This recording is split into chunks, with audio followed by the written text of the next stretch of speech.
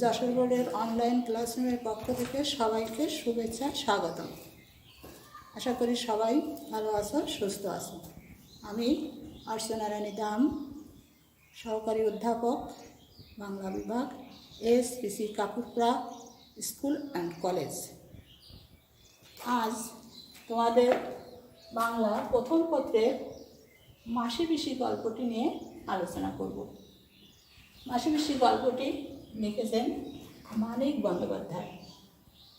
উনি জন্মগ্রহণ করেন 1908 খ্রিস্টাব্দে এবং মৃত্যুবরণ করেন 1956 খ্রিস্টাব্দে। তাহলে দেখা যাচ্ছে উনি খুব দীর্ঘ বয়স পাননি, মাত্র বেঁচে ছিলেন 48 বছর। এতেই তিনি যা বাংলা সাহিত্যে রেখে গেছেন তাতে বাংলা সাহিত্যে তার নাম স্মরণে হয়ে আছে। উনি জন্মগ্রহণ করেন বিহারের সাঁওতাল পরগনার দুমকা গ্রামে, তবে পৈতৃক নিবাস ঢাকার বিক্রমপুরে। তোমাদের মনে রাখতে হবে যে লেখক পরিস্থিতি থেকে কিছু জ্ঞানমূলক প্রশ্ন আসে। তো এখান থেকে মানিক বন্দ্যোপাধ্যায়ের জন্ম সালটা না আসলেও উনি কোথায় জন্মগ্রহণ করেন গ্রামটার নাম বেশি আসতে দেখা যায় এবং তার পৈতৃক নিবাস কোথায় ছিল। মায়ের নাম ছিল নীরদা সুন্দরী এবং বাবার নাম হরিহর বন্দ্যোপাধ্যায়। তো আরেকটা জিনিস তোমাদের খেয়াল করতে হবে, বন্দ্যোপাধ্যায় বানানটা। এখানে বন্দ্যোপাধ্যায় ব নয় দয় জফলা ওকার পয়াকা বা ধয় জফলা আকার। তো মানিক বন্দ্যোপাধ্যায় একটা পিতৃপ্রদত্ত নাম ছিল, সেটা হচ্ছে প্রবোধ কুমার বন্দ্যোপাধ্যায়। তাকে ডাকতেন মা বাবা মানিক বলে, তবে সাহিত্যিক নাম মানিক বন্দ্যোপাধ্যায়। তো উনি যদিও খুব অল্প বছর বেঁচে ছিলেন, তাতেই তিনি প্রায় 39টি উপন্যাস এবং 300-র মতো ছোট গল্প লেখেন। তাছাড়া তিনি কবিতা, প্রবন্ধ, ডায়েরিও কিছু কিছু লিখেছেন। কিন্তু বাংলা সাহিত্যে তিনি কথা সাহিত্যিক হিসেবে বেশি খ্যাতি অর্জন করেছেন। তবে তার প্রথম লেখা বের হয় তার 20 বছর বয়সে, যখন তিনি বিএসসি পড়েন। তখন বন্ধুদের সাথে বাজি রেখে একটা গল্প লেখেন। গল্পটির নাম হচ্ছে অতসী মামি। এই অতসী মামি দিয়েই তার গল্পের শুরু। তো সেই থেকে তিনি নিরবচ্ছিন্নভাবে লিখে যাচ্ছেন। মাঝে মাত্র চাকরি সূত্রে 2-3 বছর একটু দূরে ছিলেন লেখা থেকে, তারপরে একভাবে লিখেছেন। তো তিনি যে আজকের যে পাঠের যে মাসি পিসি গল্পটি নেওয়া হয়েছে, সেটে প্রথম গল্পটি প্রকাশিত হয়েছিল পূর্বাশা পত্রিকায় 1352 বঙ্গাব্দের চৈত্র সংখ্যায়।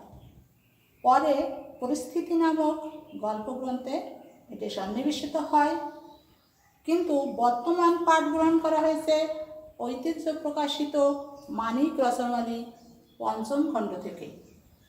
এইখানে কিছু তোমার জ্ঞানমূলক প্রশ্ন আসে যে প্রথম গল্পটা কোথায় প্রকাশিত হয়, পরে আমাদের পাঠে কোথা থেকে, 3 ধরনের প্রশ্ন এখান থেকে আসতে পারে। সেটা তোমাদের খেয়াল করতে হবে প্রশ্নটা কোনভাবে আসছে।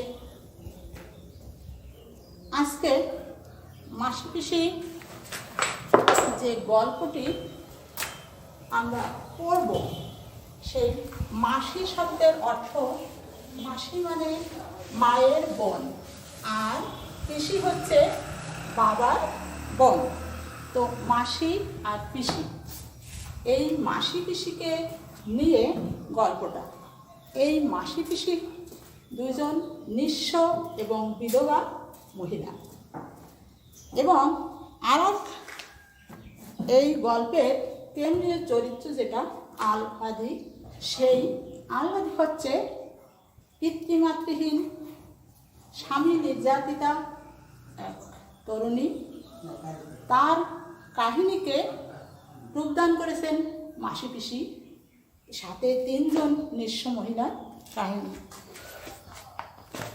এই মহিলা মাসি এই একটা ঘর, এই ঘরের মধ্যে থাকে হচ্ছে আহ্লাদি।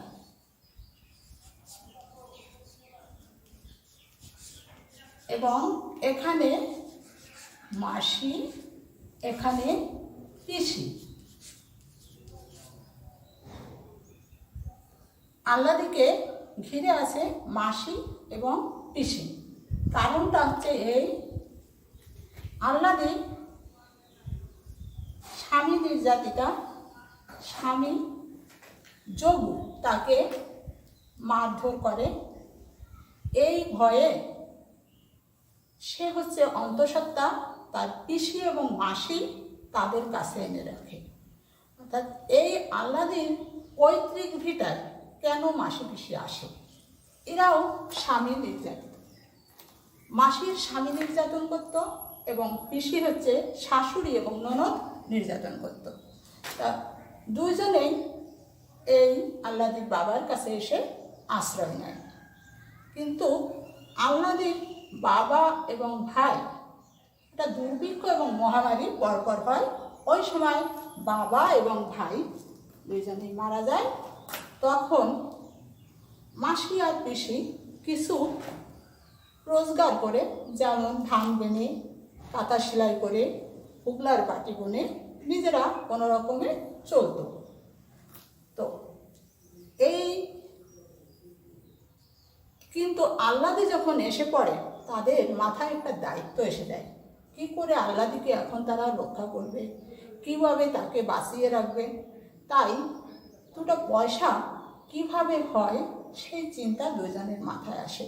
তবে মাসি এবং পিসি দুজনের ভিতর বেশ একটা কোন্দল হতো। মাঝে মাঝে মনে হতো দুজনের চুল ছেঁড়াছিঁড়ি হয়ে যায়, কিন্তু পরক্ষণে তারা আবার মিশেও যেত। এখানে পিসির একটু জোর বেশি ছিল, যেহেতু তার পৈতৃক ভিটা, আর মাসি হচ্ছে মায়ের দিক থেকে আসছে। তো মাসি ছিল আবার একটু চতুর, তো মাসিকে দমাতে পারত না পিসি। তো যখন আহ্লাদের দায়িত্ব তাদের মাথায় এসে যায়, তখন দুইজনে চিন্তা করে আমরা কিভাবে রোজগারটা বাড়াবো। তো মাসি প্রস্তাব দেয়, আমরা যদি গ্রাম থেকে সবজি ফলমূল এনে বাজারে বেচি, তাহলে আমাদের মনে হয় একটু লাভ হবে। তো সেই সূত্র ধরে যখন পিসি কাছে প্রস্তাব দেয়, পিসি মনে করলো যদি লাভও কিছু না হয়, তো মাসি যখন বলেছে ও যদি লাভ করে তাহলে আবার বেশি সহ্য করতে পারবে না। তাই পিসিও সম্মতি দিয়ে দেয়। দুইজনের মধ্যে তখনও একটা বেশ বাদাবাদি। তো যখন দুইজন এই কাজে লিপ্ত হলো, আসলো, তখন তারা কি করবে, এই বাড়ি থেকে এইখানে এসে আছে একটা বাজার। এই বাজারে এই গ্রাম থেকে তারা এই বাজারে সবজি ফলমূল তরকারি এইগুলো এনে বেচবে। দুইজনে সেইটাই সিদ্ধান্ত নিল। তারা গ্রাম থেকে ওইগুলো সংগ্রহ করে বাজারে আসে একটা ডোঙ্গায় করে, শাল দিয়ে, অর্থাৎ শাল কাঠের ছোট্ট একটা ডোঙ্গা, সেটাই করে আসে। কিন্তু আসার সময় আহ্লাদিকে বাড়িতে রেখে আসতে পারে না। কারণ হচ্ছে এই পুরুষ শাসিত সমাজের লোলুপ দৃষ্টি, কিছু লোক আহ্লাদির উপর দৃষ্টি দেয়। তাই বিশেষ করে ওই গ্রামের জোরদার গোকুল, এই গোকুল আহ্লাদিকে বিভিন্নভাবে অতিষ্ঠ করে তুলতে চায়। তাই আহ্লাদিকে তারা মাসি পিসি বাড়ি রেখে আসতে ভয় পায়। তাই আহ্লাদিকে তারা ওই নৌকায় বসিয়ে নিয়ে আসে এই বাজারের দিকে। আহ্লাদি নৌকার ভিতরে থাকে, মাসি এক পাশে, পিসি এক পাশে। তো এই বাজারের এইখানে দেখা গেল যে একটা পুল আছে। এই পুলের ওইখানে এসে নৌকাটা থামে। নৌকা থামার পর তারা ওইখানে নামিয়ে ওই বাজারে ফলগুলো বেচে। এই যখনই এই দিন নৌকাটা থামিয়েছে, তখন আর একটা নৌকায় থেকে দেখা যাচ্ছে দুইজন লোক কিছু লোককে খড় মাথায় চাপিয়ে দিচ্ছিল। তাদেরই একজন মাসি পিসিকে অনুসরণ করে মাসি পিসির কাছে আসে। তো এসে প্রথম মাসিকে, পরে পিসিকে বলে যে আমার কিছু কথা ছিল। তো বলছে কী বলবি বল কৈলেশ। অর্থাৎ হচ্ছে কৈলেশ আহ্লাদির স্বামী যোগুর বন্ধু। সে মাসি পিসিকে এসে বলে যে মাসি পিসি, তোমরা কেন আহ্লাদিকে আটকে রেখেছো? একজনের স্ত্রী, তোমাদের তো আটকে রাখার কোনো অধিকার নেই। যোগু এখন ওকে নিতে চায়, তোমরা পাঠিয়ে দাও। তো মাসি পিসি বলছে যে আমরা মেয়ে দেব না, যদি জামাই আসে তাহলে তো আমরা তাকে যত্ন করি, আদর করি। তো এর আগে আসছিল, আমাদের একটা ছাগল ছিল, সেটা কেটে তাকে খাওয়াইছি, করিনি জামাই যত্ন। কিন্তু কৈলাস বলে না মাসি, এবার যোগু শুনবে না। যোগু এবার বলেছে কেস করবে যে তার স্ত্রীকে তোমরা আটকে রাখছো। তারপরেও মাসি পিসি ভয় পায় না, বলে যে না, এখন সে 4 মাসের অন্তঃসত্ত্বা, আমরা কি স্বামীর কাছে দেব কলকে পুরাস ঢেকা খেতে, দড়ি বাঁধা দিয়ে কুটিতে রেখে দিতে? তা আমরা তাকে পাঠাবো না। তাকে বলো সে যদি আসে তাকে আমরা জামাই যত্নই করবো। এইভাবে কথাটা বলে কৈলেশ ভয় দেখিয়ে চলে যায়। চলে যাওয়ার পরে মাসি পিসি ওই বাজারে যখন সব বিক্রি করে, তখন ওই সরকার বাবুর সঙ্গে আবার কিছু ঝগড়া বাঁধে। সেই সরকার বাবু তাতে কন্দল বাঁধার পর আবার তারা বাড়ি আসে। বাড়ি এসে সন্ধ্যা হয়ে যায়। এখন দুইজনে প্রায় এই ব্যবসা শুরু করার পর এক মন হয়ে গেছে। আহ্লাদি তাদের মন প্রাণ, আহ্লাদিকে দুইজনে সন্তান স্নেহে লালন পালন করা শুরু করছে। তারা রান্না করছে। রান্না করতে করতে দেখা যাচ্ছে যে একটা জিনিসের দরকার, মাসি রান্না করছে তো পিসি সেটা এগিয়ে দিচ্ছে, এমন একমন তাদের হয়ে গেছে।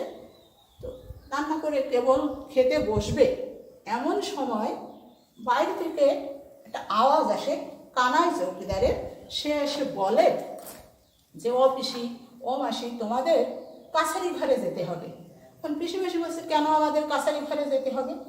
তো ওই দিন ছিল আবার শুক্লাপক্ষের দ্বাদশী, কিছু জ্যোৎস্না।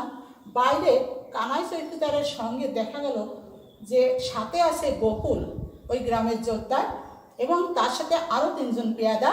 তো তারা ওই বাড়ির কাছে, ডোবার কাছে কাঁঠাল গাছে ছায় বসে থাকে। পিসি এবং মাসি দেখতে পায়। তখন দুজনে মুখ চাওয়াচাই করে। তো ভাবলো কিছু একটা করতে আসছে। তখন বারবার অনুরোধ করে যে তোমাকে দারোগাবাবু যেতে বলছে, তোমাদের যেতে হবে। তা পিসি মাসি বলছে সকাল হলে যাব, আমরা মেয়ে মানুষ, রাতে ডাকছো, তোমাদের লজ্জা করে না? তো যতই কথা বলে, তো কানাই বলছে আমার ধরে নিয়ে যাওয়ার কথা আছে, আমি বেঁধে নিয়ে যাব। তো পিসি মাসি তখন বলছে যে পিসি, প্রথম মাসি বলছে আমি ঘর থেকে আসি, তো পিসি বলছে আমি একটু হাত দিয়ে আসি। এই বলে তারা একটা কিছু বুঝতে পারছে যে আমরা যখনই চলে যাব তখন ওই আহ্লাদিকে নিয়ে যাবে। তাই তারা একজনে বটি এবং একজনে রামদার মতো কাটারি নিয়ে ফিরে আসে। এসে বলে আয়, কারা আমাদের নিয়ে যাবে? তোদের সাথে পারবো না, ঠিক আছে, তোরা পুরুষ, কিন্তু 2-1 জনকে আমরা মারতে পারবো। তখন ওরা ভেবা চাকা খেয়ে যায় এবং পরক্ষণেই প্রতিবেশীদের বিভিন্ন নাম ধরে ওরা ডাক দেয়, ও বিপিন, ও কানুর মা ইত্যাদি বলে। দেখা যায় গ্রামের লোকজনও ছুটে আসতে শুরু করে, ওরা চলে যায়। তখন তারা নিরুপায় হয়ে তো আবার বসে থাকে, পরক্ষণে জানি কি হয়, আবার তারা রাত্রে আসে নাকি। আহ্লাদিকে ঘুম পাড়িয়ে 2 জন 2 পাশে বসে থাকে। যদি দেখা যায় পাশের বাড়ি এরকম একটা মেয়ে সোনাদের বাড়িতে আগুন লাগিয়ে দিয়েছিল, মেয়েটাকে সরিয়ে দেওয়া, তারাও সেই ভয় পায়। তাই তারা কাঁথা কম্বল ভিজিয়ে রাখে, যুদ্ধের আয়োজন করে মাসি পিসি বসে থাকে সারা রাত। এইভাবে যুদ্ধের আয়োজন করে তারা বসে থাকে। গল্পটা এখানে এইভাবে শেষ করছে। তো দেখা যাচ্ছে এখানে একতাই শক্তি, এবং এইটাই এখানে মুখ্য, গল্পটা একতাই বল।